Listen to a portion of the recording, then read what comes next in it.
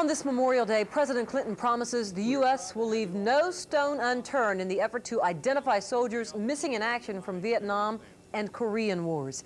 He made that promise as the White House unveiled a new postal stamp which honors MIAs and prisoners of war.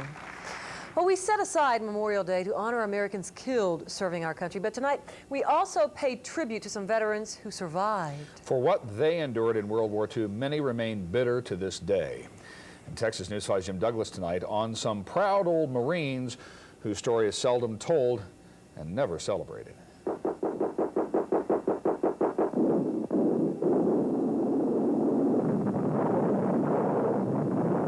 Japanese forces attacked the Philippine Islands in December 1941.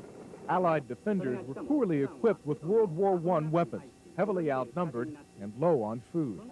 Still, they held on, the Alamo of the Pacific. Corregidor calling, Corregidor calling, Corregidor calling. Help never came for the tiny island fortress of Corregidor. After 6 months, the Philippines fell. More than 30,000 half-starved troops were surrendered. 6 months of hellish battle, followed by 3.5 years of hell itself in Japanese prison camps.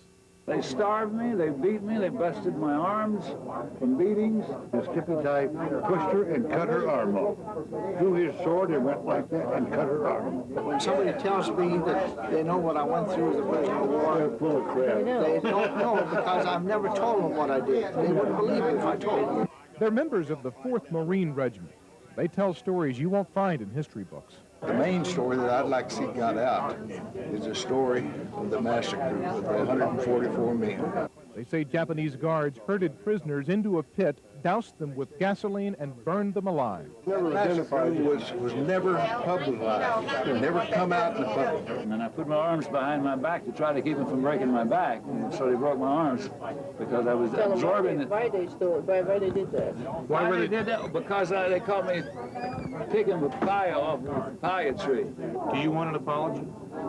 From the Japanese? Yes, definitely. Please, America, remember the Alamo of the Pacific. The bitterness remained so strong for Karl King of Fort Worth that he was moved to make this videotape. Honor the men who stood in defense of the Philippines. They put their life on their line for their country, and they gave so much more. A few of them survived the infamous Bataan Death March, a 90-mile trek to a Japanese concentration camp with little food or water along the way. Several thousand POWs never made it. A day without water in that hot sun, you do almost anything to get it. And anybody that would make a break, run for it, was killed. They say this Japanese propaganda film does not show life as it really was. American prisoners forced into slave labor actually maimed themselves to keep from being worked and starved to death. Anyway, he had a little deal where they put the arm and 2 braces here, and he had himself a steel ball, and whammo, he'd come down and break their arm. This is how the lucky ones looked when they were finally liberated. Look at me! Now they carry the paunch of old age. And on this night, they put aside their anger to revel in joyous reunions. Some haven't seen each other since they were captured. They hugged and cried, and they just thrilled to death to see each other. Their numbers grow smaller each year. The ones who died are honored with a table all their own. Their stubborn struggle for the Philippines at the beginning of World War II was not a lost cause. It bought America enough time to recover from Pearl Harbor and smash the Japanese. 50 years later, the 4th Regiment of the United States Marine Corps remains a proud unit. We are proud to claim the title of United States Marines. God bless Marine Corps! Jim Douglas, Texas News 5.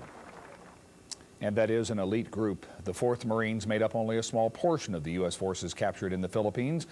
Most of the POWs were in the Army. And honor this Memorial Day for